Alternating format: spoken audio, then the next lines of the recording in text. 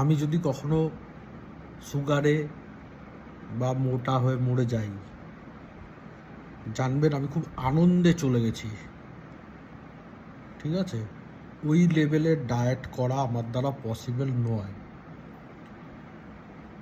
আর আমার যদি হয়ও সুগারের মৃত্যু, তাহলে জানবেন সেটা হয়েছে বাঞ্ছারামের বেকড রসগোল্লার কারণে। কারণ আমি অনেক জায়গায় বেকড রসগোল্লা খেয়েছি, কিন্তু বাঞ্ছারামে দেখছি যা স্যাটা ভাঙা টেস্ট, ওমাল একবার শুরু করলে থামানো সম্ভবই নয়, অসম্ভব।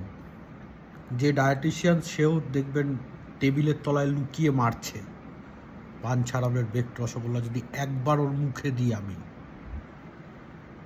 ডায়েটিশিয়ান আমি দেখিয়েছি, চার্ট ফাট নিয়ে এসছি, কিন্তু সেই চার্ট যদি বর্ধমানের কড লাইন ধরে, আমি রয়েছি করমণ্ডল এক্সপ্রেস ধরে চেন্নাই ফেন্নাই অনেক দূরে।